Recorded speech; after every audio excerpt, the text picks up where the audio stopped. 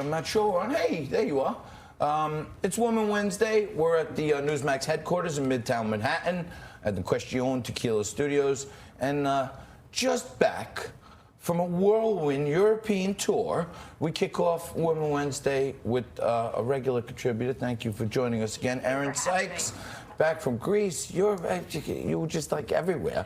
Yeah, we went to 4 islands in Greece, and then we headed over to the south of Italy and the north of Italy, and I was doing really well with like my food moderation until we got to Tuscany. Then it was wine, pasta, truffles, and I was out. Wow. So you took a little break. The last time you were here, we were talking about the festival of the Swimwear Fest that you were doing Miami down Swim Week, yeah. in Florida. How did everything work out well in your absence? Yeah, everything worked out great. It's basically like the New York Fashion Week for swimwear, which is hosted down in Miami. So it was pretty awesome and growing every year, and I love being a part of it. So Erin is a brand specialist. She's a guru. She's a marketing expert. She's here on Home Shopping Network. All the good things you want to know, she knows. And what I know is women across America are weeping. Yes. Because Barney's has claimed bankruptcy. 100%. And men. Barney's was this fixture in Manhattan, in lifestyle brands. It's where the newest, hottest designers would always go to launch their new collections. You would find things there that you wouldn't find anywhere else. Now, fast forward to the internet, we can find everything pretty much anywhere we want to. So it's been really difficult for brick and mortar in general, but also specifically for those like niche brands that Barney would host, because now they're all going direct to consumer. So Barney's is going to close majority of their stores. However, they are going to keep open the flagship on Madison Avenue uptown. Now they're going to close the Chelsea location. And what they're going to do, which is very smart with the Madison Avenue location, make it much more experiential, make more pop-ups, make more restaurants, make, hair salon, nail salon, that type of thing. So it's really a destination rather than just so it's an experience, not just a day of shopping. And also with the existing brands, Barney's had so much clout that they would get the newest line first, right? So you knew, even if it was Louis Vuitton or some other brand, Barney's was going to have that cool new model that came out. Exclusive. And you had to get there like right away, or your size was gone. And also at Christmas time, they have beautiful windows just like Saks and Bloomingdale's do. So it was really a place to experience. And I'm glad that they are going to maintain that Madison Avenue store, because we need that. It's great to have convenience, but. Absolutely. But now, so we see what's happened with Barney's. We saw what happened with Toys R Us. We're seeing these iconic retail giants that would have been unthinkable that any of them would close. We're seeing them fall like dominoes. I know you've been very bullish, as John has for the most part, on this economy.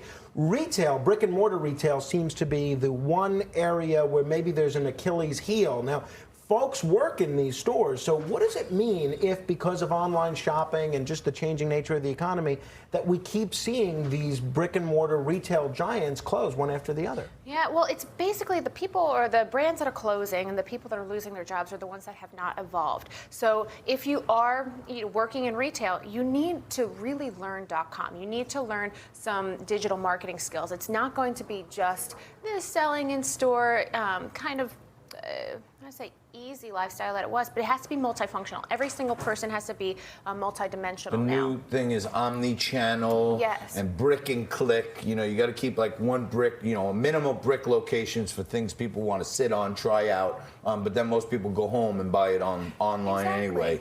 There's definitely a change going on in America. Like Frank said, Toys R Us is gone. Now you see Barney's is gone. Last time I went to Barney's, I picked up a nice bow tie in Beverly Hills. And I was like, ooh, I was going to the John Wayne Cancer Institute Gala. And I put this bow tie and I said, boy, it matches my date's dress fantastic. But it was $650. Yeah, they're not cheap. No.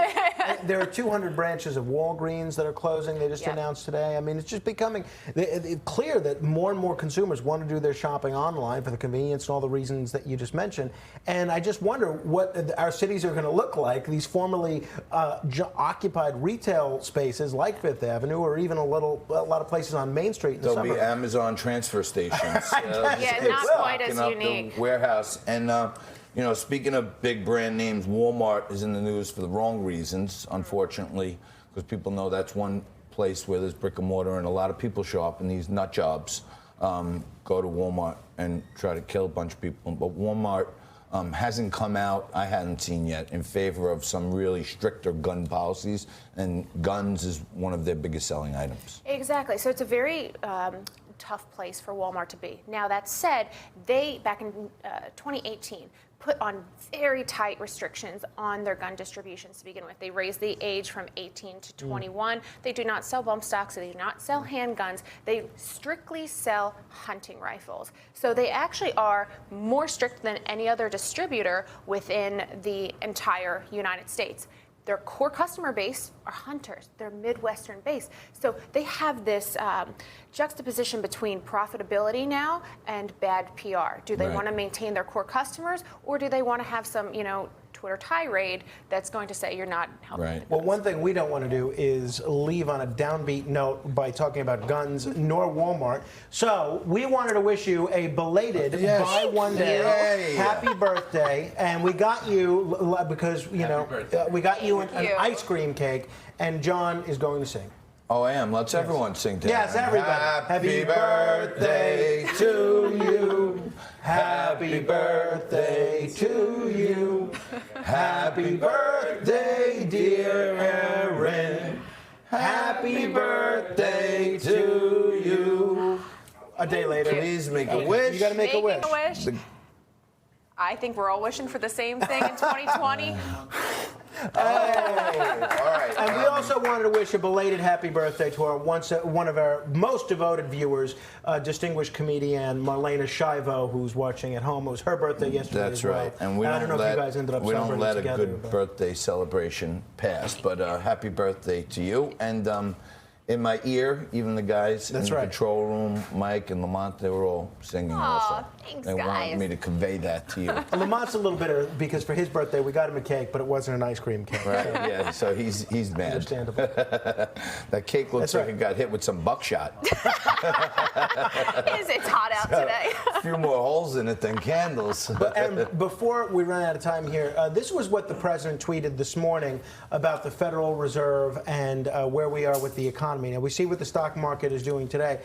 3 more central banks cut rates. Our problem is not China. We're stronger than ever. Money's pouring into the U.S. while China is losing companies by the thousands to other countries, and their currency is under siege. Our problem is a Federal Reserve that is too proud to admit their mistake. And it kind of goes on from there. Is the president being too tough on the Federal Reserve, or should they have cut rates more? I don't think they should have cut rates more. I think, you want to leave some space in there going into September. However, I do think that they have not admitted that maybe they were being a little bit politically biased back in late 2018 and put us into a situation that did not spark growth that could have happened. Yeah, I mean, I feel like it's a double-edged sword because I've been an advocate for raising rates in good times because there's no real tangible inflation out there. So if we do come into a rocky period, like you said, then there's still some fat in there we could trim out and stabilize any downturns. And the other thing is, we've had BCB Bank CEO Tom Coughlin on, and he talks about how it's great for the banks when the rates go up because they make more money. And I think banks start to take a little more risk when the rates go up, and they lend more. So we're in a tough spot in the cycle. But I don't like the president yelling at the Fed chair. I don't like yelling. I don't think it's Yeah, necessary you're in very, general. easy to get along with. Yeah. We She try. just got back from Greece too. Yeah, I've been on She's still in vacation. that- I'm a lot nicer. She's still in that, Mediterranean mode. Yes. In the last 10 seconds that we have, Apple credit card, is that going to work or no? I think that it's got a good shot. I mean, we look at what Libra is doing with Facebook and with that kind of cooperative, and I think that we all are getting used to Apple Pay. So I think that depending on the rates and really how they execute, I think the concept is strong. Excellent. Happy birthday. Erin Happy Sykes, birthday, Marlena Happy Shivo. birthday. Tisha Powell, author, conservative attorney, and Jen Romero for The Law and the Laughs. Stay right there. Back after this.